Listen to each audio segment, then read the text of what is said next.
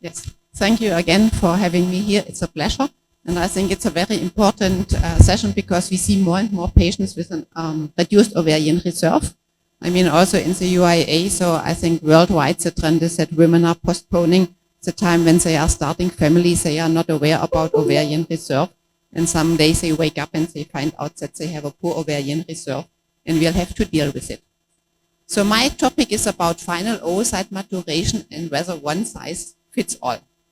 And in the end, what do we want to have when we do an IVF treatment? We want to have the mature oocyte because this is the one who will, in the end, give the blastocyst and will have a chance for having a baby. We do not want to have GV or degenerated oocytes. So just for an understanding on what this is happening physiologically, I would like to take you back a little bit to the textbooks. So we all know that follicular development begins like very early in life, approximately the 4th month. At this time, the primordial germ cells are migrating into the gonadal ridge, and at this time they are undergoing mitotic divisions, which means we are increasing like the number of eggs. When they arrive, they are starting the first meiotic division, and they are forming the primary oocytes, which will be then surrounded by some somatic cells, and they will give the very small primary and rudimentary ovarian follicles. However, as mentioned, meiosis has been started, but then it's following an arrest until there's one impulse to start the growth phase of the oocyte. So I'm now talking about the growth of the oocyte, not about further meiosis. This growth of the oocyte takes approximately 3 months. During this time, the oocyte grows quite a lot, so approximately 100-fold increase in size. And what happens? So macromolecules and organelles are produced and stored. And why? Because, of course, for the first 5 days of embryo development, the embryo depends on it because it is not attached to the mother itself and no blood supply. So this growth of the oocyte is already finished at an early antral stage, which is significantly before the follicle development is completed. But as mentioned, the oocyte stays meiotically arrested. But at one point, the oocyte needs to acquire fertilization competence. And we are having like 2 processes. We are having nuclear maturation and cytoplasmatic maturation. The cytoplasmatic maturation will prepare the cell, the oocyte, for fertilization.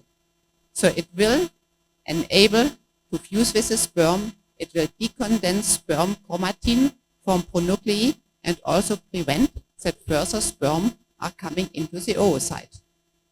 The nuclear maturation is a process where meiotic process will be finished and will lead to a haploid content. So as mentioned, the oocyte is arrested at the meiotic prophase, and when we see it in the lab, it's like the GV cells, the germinal vesicle. This will break down, and this breakdown is mediated by the LH surge, and interestingly also, when an oocyte is removed mechanically from a follicle. After the breakdown, the oocyte will enter M1 stage. And at this time, then later on, when the first polar body is extruded, meiosis 1 is completed. Meiosis 2 will only be finalized at fertilization. So, and this is a nice graph below where we see the different stages, GV, the breakdown, M1, then the arrest, and finally meiosis is completed at fertilization. And those are just the corresponding pictures what we are getting from our embryologists. So now a brief excursion to ovulation in a natural cycle. And it was mentioned by Barish before that maybe it's not what we were always assuming, that the estradiol level is the one to induce finally ovulation. Because this is a common belief that when an estradiol level has a certain, passes a certain threshold, over like 50 hours, that this will be inducing the GnRH releasing hormone to surge, and then consequently FSH and LH from the pituitary gland, leading to the rupture of the follicle. However, there are some data which might challenge this concept, because as mentioned before, during stimulation often estradiol levels are above this threshold and no ovulation happens. Also, when we are giving additional letrozole, which will lower the estradiol level to regularly menstruating women, this does not have an influence on the timing of ovulation. Further on, there are publications that progesterone injection will lead to a rise in gonadotropins, and also it was shown that a singular injection of 5 milligrams of progesterone can induce ovulation. It seems that this small progesterone rise, which is preceding ovulation, is the one which is linked to a disintegration of the follicle basement membrane, so which means this will precede ovulation. Because progesterone is binding to the hypothalamic receptors and thereby activating the GnRH signaling pathway and inducing LH surge. So then, of course, we are asking ourselves, what is the role of LH? And it seems that LH is important to coordinate also important events like the resumption of meiosis, the loosening of the cumulus cells, and then in the end, the rupture of the follicle. All of those events can occur even in the absence of LH. However, because coordination is so important, if it's not coordinated properly, this will reduce the chance of fertilization of the oocyte. Now coming more, after we left the physiology, now coming into the ovulation in a natural cycle and in an induced cycle. So what we need when we are inducing ovulation, we need something which is replacing LH. And the gold standard for many years was ACG because it acts directly at the LH receptors. Other substances which we are using are the GnRH agonist because this will release the endogenous gonadotropins from the pituitary gland, or also kisspeptide could be used. So now the question is when to trigger. And before we had been able to suppress the pituitary secretion, usually trigger size was like 17 millimeter because the bigger the follicle became, the more likely the risk for having an ovulation which was not planned.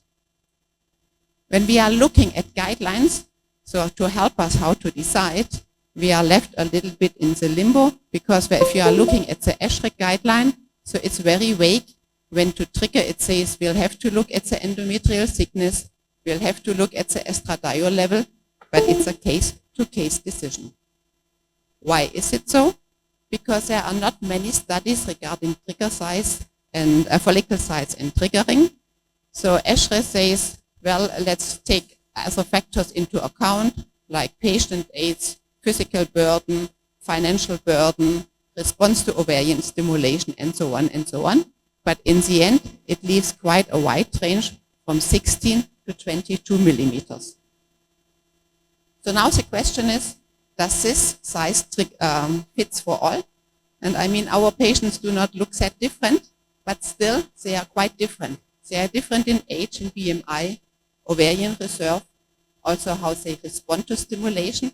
And even within those categories, we can have, for example, we have 40-year-old patients who has a high ovarian reserve and another one who has a very low ovarian reserve. I mean, there are many combinations. So I want to look now especially in the population with a low ovarian reserve because this is a vulnerable cohort. What we also have to take into account, especially working in this region, I mean, we know in Western countries we have an average age of menopause of approximately 50, but also women, there are quite a good amount of women who have menopause at an earlier age. And when we are looking into our population in the United Arab Emirates, we see that already at a quite young age, like 31 to 35, 25% of women are presenting with a low ovarian reserve. And at an age of 36 to 40, it's almost 50%. And I mean, nowadays, with the delay of getting a family or starting a family, this is, of course, an age where many women still want to have children. So, and why is our population also quite vulnerable? Because often they have failed previous stimulation, and as it was mentioned previously, Here we cannot do just very easily oocyte donation because it's not accepted. And then when we have an egg, it might be even aneuploid. So now looking again into physiology, and what we are seeing when we are looking at women getting older is that the cycle length is getting shorter, and this shortening of the cycle length is attributed to a shortening of the follicular phase. Here it's a little bit more visual when you can see the graph which is going down, the follicular length is going down, whereas the luteal phase length is staying more or less stable. We see a similar pattern when we are looking into the correlation between menstrual cycle pattern and AMH. Also here we see on the left-hand side, in shorter cycles are often associated with a lower AMH. And again, here we are having this attributed to a shorter follicular phase length. This is a study which is a bit older but very detailed. So here they compared the cycle lengths between older and younger populations. And as you can see again, shorter cycle lengths in the older population attributed to follicular phase lengths. But also what is important, and I mean it didn't reach statistical significance, but this might be a problem of the sample size, but also the older women are ovulating at smaller follicle sizes. Why? And we have heard this before, so I don't want to spend too much time at this one. We have a change in the gonadotropin secretion pattern. So we see this early rise of FSH, which will induce an accelerated follicle growth and an ovulation at smaller follicle sizes. Also, this gets reflected when we are looking into the hormones, because estradiol levels will increase faster in older women. So now, what are the consequences of what happens in nature, and how can we translate it into what we are doing? So there are, as mentioned, not many data, and I would like to refer to data coming from the group of Norbert Gleicher from the US. So they are treating many women with advanced maternal age or low ovarian reserve. And what they have seen is that in women above the age of 43, there is a higher risk for having a premature luteinization of follicles, which was also mentioned previously by Martha. So when they triggered at conventional follicle sizes of 19 to 20 millimeters, they often had like overmature oocytes.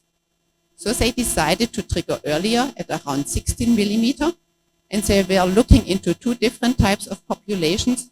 One, the women with advanced maternal age, but then also in women with a lower ovarian reserve.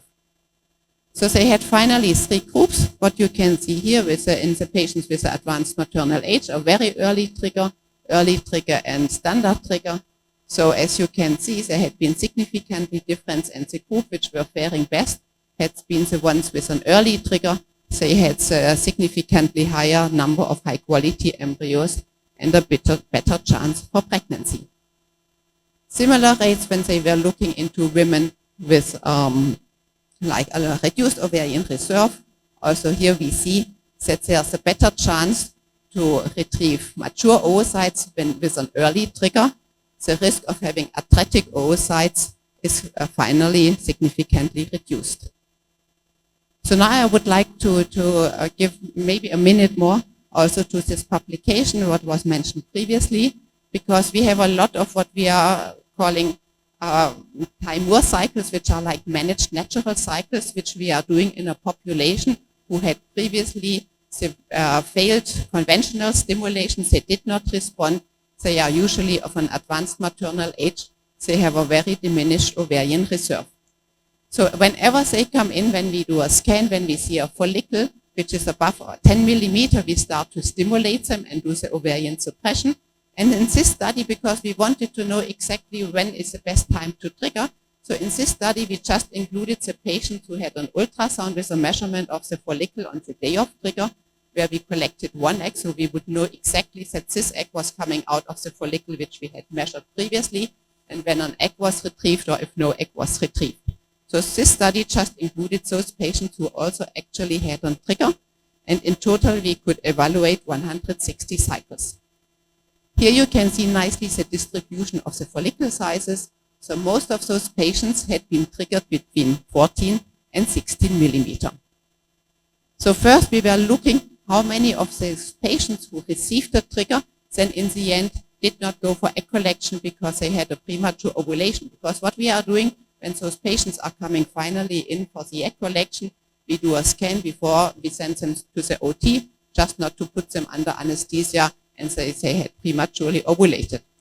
And you can see, here it's with the red box, you can see that women who were triggered with a follicle size of 15 millimeter, they had a higher risk of having a premature ovarian ovulation. So they had, we often lost the oocyte. So now when we are looking into the outcomes, and this was stratified according to follicle sizes, we see that in all groups, so independent of the follicle size, so we could retrieve the same number of oocytes, the same chance for having a mature oocyte and having a fertilized oocyte. Now, of course, you can ask me, well, then what does she want to say? But in the end, the good news is, so we can get mature oocytes even out of small follicles, and those have the same oocyte competency.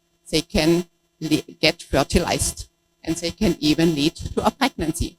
Because also when we are looking further on down the road towards blastulation, also here we do not see a significant difference in the chance of having a blastocyst, which could be biopsied later on, depending on the follicle size.